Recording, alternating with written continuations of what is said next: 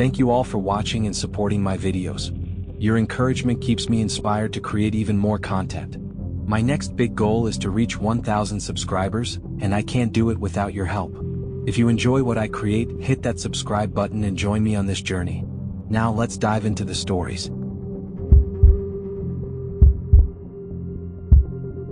It was supposed to be a simple solo hiking trip, a chance to clear my mind, escape the noise of the city and reconnect with nature. The trail was well marked, the weather perfect, and the forest, a sprawling expanse of pine and oak, seemed almost inviting. But as the sun dipped below the horizon, the woods transformed into something else entirely. Something alive. Something watching. I had been hiking for hours, my boots crunching against the dry leaves and twigs that littered the forest floor. The trail was quiet, save for the occasional rustle of leaves or the distant call of a bird. I had passed a few other hikers earlier in the day, but now as dusk settled in, I was completely alone. Or so I thought. The first sign that something was off came when I noticed the markers. The trail was supposed to be clearly marked with bright yellow blazes on the trees, but as I ventured deeper, the blazes seemed to fade. Some were scratched out as if someone or something had deliberately erased them. I pulled out my map and compass trying to orient myself, but the dense canopy above made it hard to see the sky. The shadows grew longer and the air grew colder. I decided to set up camp for the night. I found a small clearing just off the trail and pitched my tent. As I gathered firewood, I couldn't shake the feeling that I was being watched. The forest was too quiet, as if the animals themselves were holding their breath. I told myself it was just my imagination, the product of being alone in the woods after dark. But then I heard it, a low, guttural whisper, barely audible, coming from the trees. I froze, my heart pounding in my chest. The whisper came again, this time closer. It wasn't a language I recognized, but it felt wrong. Like it didn't belong in this world. I grabbed my flashlight and swung it toward the sound, but the beam only illuminated the dark trunks of the pines. Nothing moved. Nothing stirred. I hurried back to my tent, locking the zipper shut behind me. I told myself it was just the wind or maybe an animal. But deep down I knew it wasn't. The whisper had been too deliberate, too intelligent. I lay in my sleeping bag, clutching my knife, and listened. The forest was silent again, but the silence was worse. It felt heavy, oppressive, like the calm before a storm. Hours passed, and I must have dozed off because the next thing I knew, I was jolted awake by a sound outside my tent. It was a soft, rhythmic tapping, like fingers drumming against the fabric. My breath caught in my throat. I reached for my flashlight, but before I could turn it on, the tapping stopped. And then, from right outside the tent, came that whisper again. This time it was clearer, more insistent. It was calling my name. I don't know how long I sat there, paralyzed with fear, but eventually the whisper faded, and the forest fell silent once more. I didn't sleep the rest of the night. As soon as the first light of dawn filtered through the trees, I packed up my gear and started back down the trail. But the markers were gone. Every single one. The trail I had followed so carefully the day before was now unrecognizable. I tried to retrace my steps, but the forest seemed to shift around me. Trees that I could have sworn I passed before were now in different places. The sun, which should have been rising in the east, seemed to be in the wrong position. Panic set in as I realized I was lost. And then I heard it again, the whisper. It was closer this time, almost right behind me. I ran. Branches clawed at my face and roots tripped me, but I didn't stop. I didn't look back. I ran until my lungs burned and my legs gave out. When I finally collapsed, I was in another clearing. But this one was different. In the center was a circle of stones, blackened as if by fire. And in the middle of the circle was a figure. It was humanoid but wrong, too tall, too thin, with limbs that bent in unnatural ways.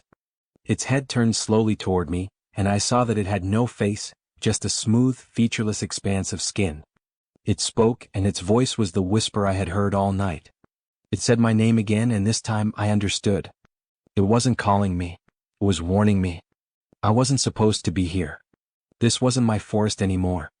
I don't know how I made it out.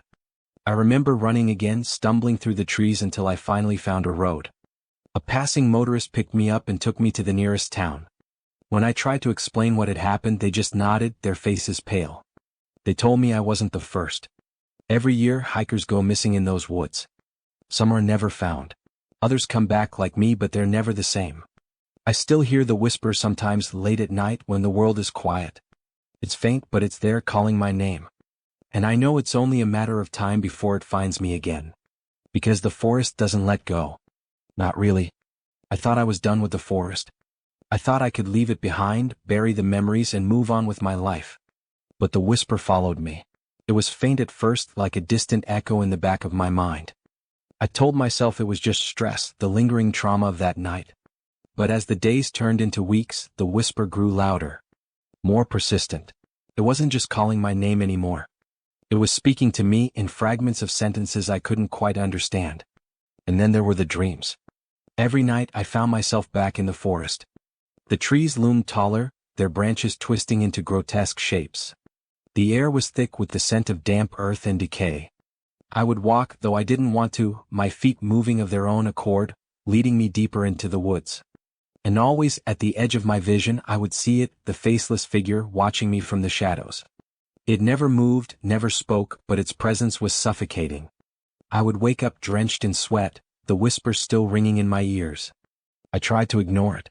I threw myself into work, into hobbies, into anything that would keep my mind occupied. But the forest was always there, lurking in the background, waiting. And then one day I received a package in the mail. It was a small, unmarked box with no return address. Inside was a map. It was old, the paper yellowed and brittle, but I recognized the area immediately. It was the forest. The map was covered in symbols I didn't understand, but one spot was circled in red ink. A location deep in the heart of the woods. I didn't want to go back. Every fiber of my being screamed at me to burn the map, to forget it ever existed. But the whisper was louder now, almost deafening. It wasn't just in my head anymore, it was everywhere.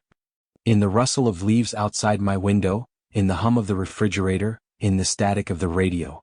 It was as if the forest was reaching out, pulling me back. And I knew deep down that I wouldn't be able to resist for long. 2 weeks later, I found myself standing at the edge of the forest. The trees loomed before me, their branches swaying gently in the breeze.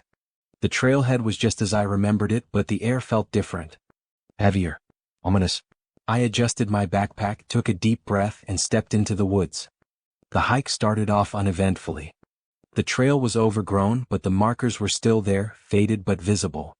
I followed them carefully, my eyes darting to the map every so often. The red circle was still my destination, though I had no idea what I would find there. The whisper was quieter now, almost soothing, as if the forest was pleased that I had returned. As I ventured deeper, the atmosphere began to change. The trees grew closer together, their branches intertwining to form a canopy so thick that barely any sunlight filtered through. The air grew colder, and the sounds of the forest, the chirping of birds, the rustling of leaves, faded away, replaced by an eerie silence. I checked my compass, but the needle spun wildly as if the very earth beneath my feet was alive. And then I saw it. A clearing just like the one from my dreams. In the center was the circle of stones, blackened and cracked. My heart raced as I approached, my footsteps crunching against the dry leaves. The whisper grew louder, more insistent, but it wasn't coming from the trees anymore. It was coming from the stones. I knelt beside the circle, my hands trembling as I reached out to touch one of the stones. It was cold, unnaturally so, and as my fingers brushed against it, the whisper became a voice. It was low and guttural, speaking in a language I didn't understand, but the meaning was clear. Wanted me to stay. Wanted me to join them. I don't know how long I stayed there, kneeling in the dirt, the voice swirling around me like a living thing. But eventually I managed to pull myself away. I stumbled back to my feet, my legs weak and unsteady, and turned to leave. But the forest had other plans. The trail was gone. The markers had vanished, and the trees seemed to have shifted, forming a labyrinth of twisted trunks and gnarled branches. I tried to retrace my steps, but every path led me back to the clearing. The voice grew louder, more desperate, and I realized with a sinking feeling that I wasn't going to escape. Not this time. I don't know how long I wandered the forest, trapped in its endless maze. Time lost all meaning. The sun never rose and the moon never set. The trees seemed to close in around me, their branches reaching out like skeletal fingers. The whisper was constant now, a relentless hum in my ears, urging me to return to the clearing. To the stones. To them. But I couldn't. Not yet. I clung to the last shreds of my sanity, repeating my name over and over like a mantra. It was the only thing that kept me grounded, the only thing that reminded me of who I was. But even that was slipping away. The forest was changing me. I could feel it in my bones, in the way my thoughts grew foggy and disjointed. The whisper wasn't just outside me anymore, it was inside, weaving itself into the fabric of my mind. I stumbled upon the cabin by accident. Or maybe the forest led me there. It was old, its wooden walls warped and splintered, the roof sagging under the weight of moss and vines. The door hung open, creaking softly in the wind. I hesitated, but the whisper grew louder, more insistent, and I knew I had no choice. I stepped inside. The air was thick with the smell of mildew and decay. The floorboards groaned under my weight, and the walls seemed to pulse as if the cabin itself was alive. In the center of the room was a table, and on the table was a book.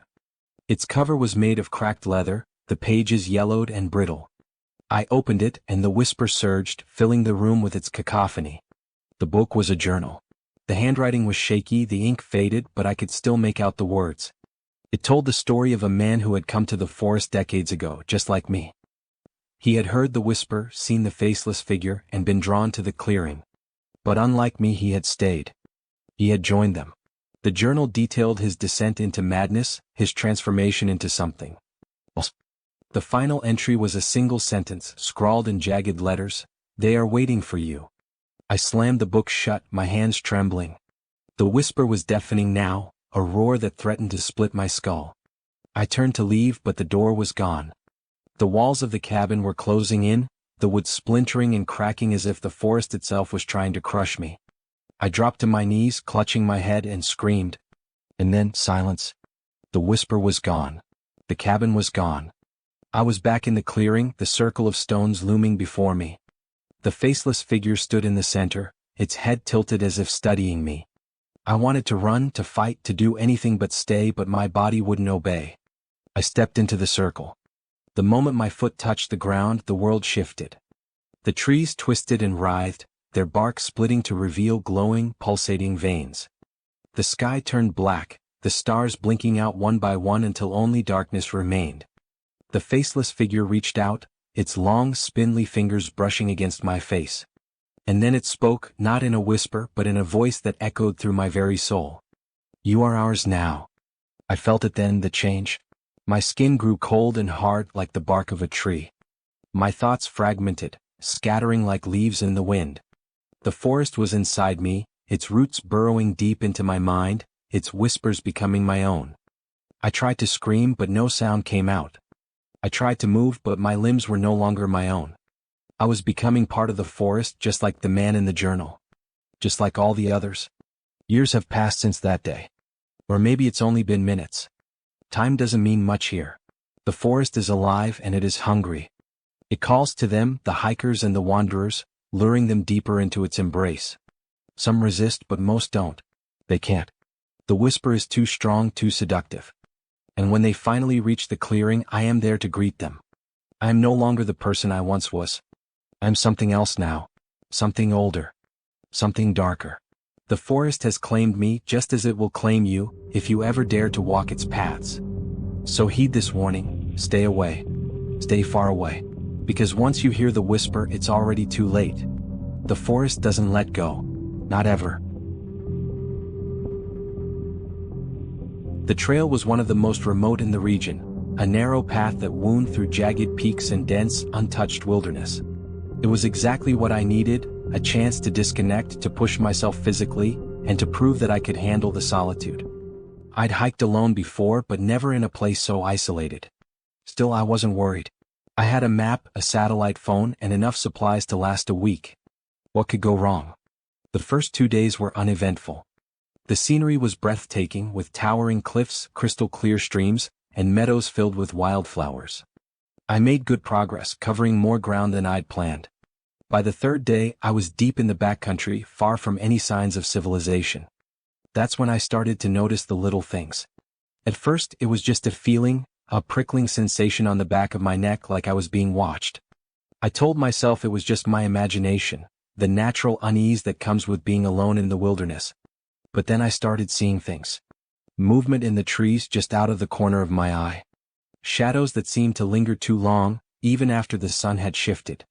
Once I swear I heard footsteps behind me, but when I turned there was nothing there. I tried to brush it off. I was tired after all, and the altitude was messing with my head. But that night, as I set up camp near a rocky outcrop, I couldn't shake the feeling that something was wrong. The air was too still, the silence too heavy. Even the usual sounds of the forest, the chirping of crickets, the rustling of leaves, were absent. It was as if the wilderness itself was holding its breath. I woke up in the middle of the night to the sound of rocks clattering down the slope above my tent. My heart raced as I grabbed my flashlight and unzipped the tent, scanning the darkness. The beam of light caught something, a figure standing on the ridge above me. It was tall and thin, its silhouette stark against the moonlit sky. I called out, my voice trembling, but it didn't respond. It just stood there, motionless, watching me. I didn't sleep the rest of the night. I sat in my tent, clutching my knife, my eyes fixed on the ridge. The figure never moved, but I could feel its presence, a weight pressing down on me. When the sun finally rose, I packed up my gear as quickly as I could and started hiking again. I didn't look back. The trail grew steeper and more treacherous as I climbed higher into the mountains. The air was thinner and my legs burned with every step, but I pushed myself to keep going. I needed to put as much distance between myself and that figure as possible. But no matter how far I went, the feeling of being watched never left me. By midday, I reached a high pass with a stunning view of the valley below. I stopped to catch my breath and take a few photos, but as I was packing my camera away, I saw it again. The figure. It was standing on a ridge across the valley, impossibly far away, but I could see it clearly. It was too tall, too thin, its limbs too long. And it was facing me. Panic surged through me. I turned and started hiking again, my pace frantic.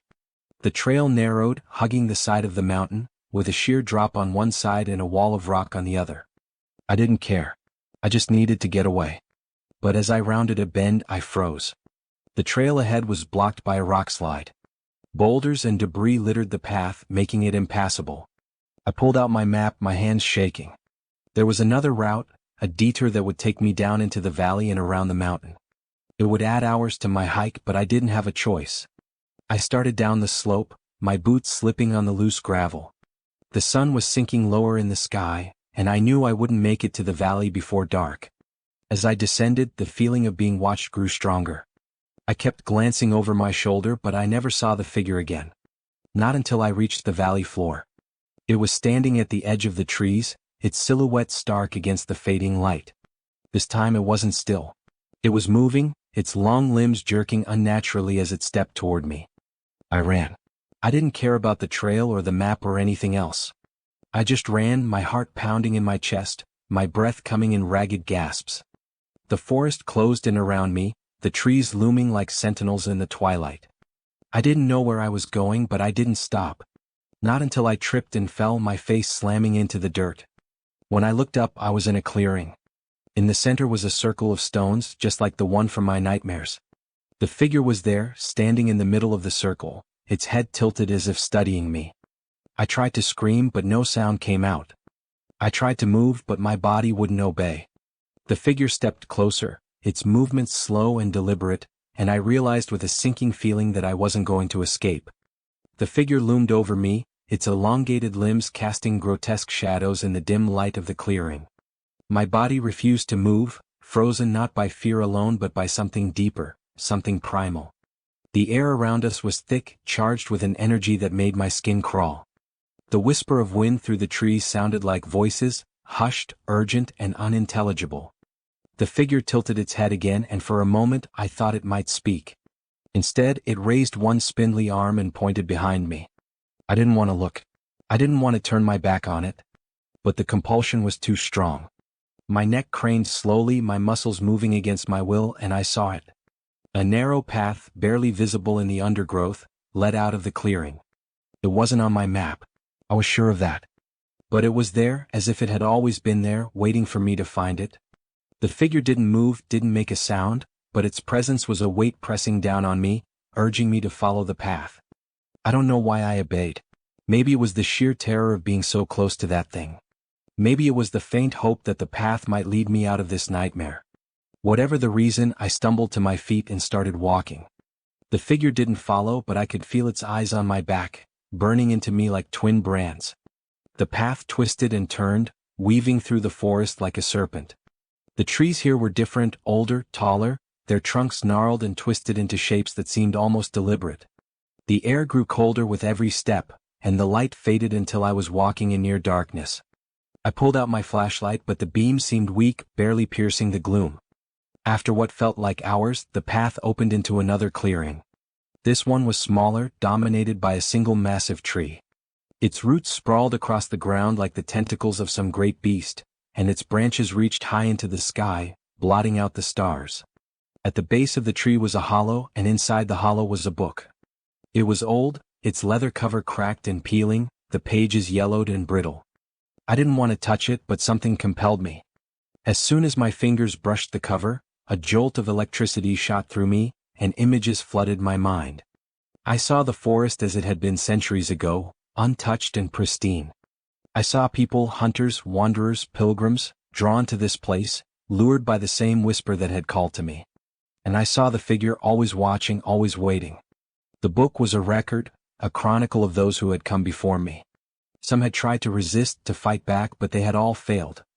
The forest claimed them, one by one, until they became part of it, their souls bound to the trees and the stones and the shadows. I flipped through the pages, my hands trembling, until I found the last entry. It was written in a shaky hand, the ink smeared as if the writer had been crying. "It's too late for me. I can feel it changing me, twisting me into something I don't recognize. But maybe it's not too late for you. If you're reading this, you still have a chance. Find the cairn at the edge of the valley. Follow the river. Don't look back. Don't stop. And whatever you do, don't let it touch you." I closed the book, my mind racing. The cairn. I had seen it on my map, a small marker near the river. If I could reach it, maybe I could find my way out. But the thought of retracing my steps, of passing through the forest again, filled me with dread. And then there was the figure. It had let me go once, but I didn't think it would make the same mistake twice. I didn't have a choice. I had to try. I stuffed the book into my pack and started back down the path, my flashlight cutting through the darkness. The forest seemed quieter now, the usual sounds of the night absent. Even the wind had died down, leaving an oppressive silence in its wake. I moved as quickly as I could, my eyes darting to every shadow, every movement. I was almost to the edge of the clearing when I heard it, a low, guttural growl, coming from somewhere behind me. I didn't turn around. I didn't need to. I could feel it there, its presence like a cold hand on the back of my neck. I broke into a run, my boots pounding against the dirt, my breath coming in ragged gasps. The growl grew louder, closer, and I knew it was chasing me. The path seemed to stretch on forever, the trees closing in around me, their branches clawing at my face and arms. I could hear the figure behind me, its footsteps heavy and deliberate, its breath a low, rasping sound that sent chills down my spine. I didn't look back. I couldn't. I just ran, my legs burning, my lungs screaming for air. And then, suddenly, I was out. The trees thinned, and I burst into the open, the river glinting in the moonlight ahead of me. The cairn was there, just as the book had said, a small pile of stones marking the way. I didn't stop. I followed the river, my feet slipping on the wet rocks, my heart pounding in my chest. The growl faded, replaced by the sound of rushing water, and I dared to hope that I had escaped. But as I rounded a bend in the river, I saw it. The figure was standing on the opposite bank, its head tilted, its faceless gaze fixed on me. It didn't move, didn't speak, but I knew what it was thinking. This wasn't over. Not yet. I didn't stop running. The river was my only guide now, its rushing waters a lifeline in the suffocating darkness. My legs burned, my lungs ached, and my mind screamed at me to look back, to see if the figure was still there. But I didn't. I couldn't. The warning in the book echoed in my head. Don't look back. Don't stop. The cairn had pointed me toward the river, but the map was useless now. The forest had shifted, its paths twisting and turning in ways that defied logic. I was no longer sure if I was even in the same valley. The trees here were different, darker, denser, their branches intertwined like a cage. The moonlight barely penetrated the canopy, and my flashlight flickered weakly, as if the forest itself was draining its power. I stumbled over roots and rocks, my hands scraped and bleeding from catching myself. The river's roar grew louder, and I prayed it would lead me to safety. But deep down I knew the truth. The figure wasn't just chasing me. It was hurting me. It had let me go before and it was doing the same now. It wanted me to run. It wanted me to hope. Because hope made the despair so much sweeter. I don't know how long I ran. Time had lost all meaning. The forest was endless, a labyrinth of shadows and whispers. My body was on the verge of collapse, but I forced myself to keep moving. And then, just as I thought I couldn't take another step, I saw it, a break in the trees. A faint light. Civilization. I surged forward, my heart pounding with a mixture of relief and disbelief. The trees thinned and I burst into a small clearing. On the other side was a road, its asphalt gleaming under the pale light of the moon. I wanted to cry, to laugh, to scream. I had made it. I was free. But as I stepped onto the road, I felt it, a cold, creeping sensation crawling up my spine. I turned against my better judgment and there it was. The figure. It stood at the edge of the forest, its elongated limbs silhouetted against the trees. It didn't move. It didn't need to. Its presence was enough. I backed away, my eyes locked on the figure, until I tripped and fell onto the road. When I looked up, it was gone. The forest was silent, still as if nothing had happened. But I knew better. The figure was still there, watching, waiting. It would always be there. I made it back to civilization, though I don't remember how. A passing driver found me on the road, delirious and half dead, and took me to the nearest town. I told them I had gotten lost while hiking, that I had been alone in the woods for days. They believed me. Why wouldn't they? They didn't see the figure. They didn't hear the whispers. I thought I was safe. I thought I had escaped. But the forest isn't done with me. I see it in my dreams, the twisted trees, the circle of stones, the figure standing in the shadows. I hear it in the silence, the faint whisper that follows me wherever I go. And sometimes when I'm alone, I feel it. A cold hand on my shoulder. A breath on the back of my neck. The figure is still with me. It always will be. I've tried to move on, to forget, but the forest doesn't let go. It's a part of me now, its roots tangled deep in my soul. I don't know how much longer I can fight it. I don't know if I even want to. Because sometimes in the quiet moments, the whisper doesn't sound so frightening. It sounds like home.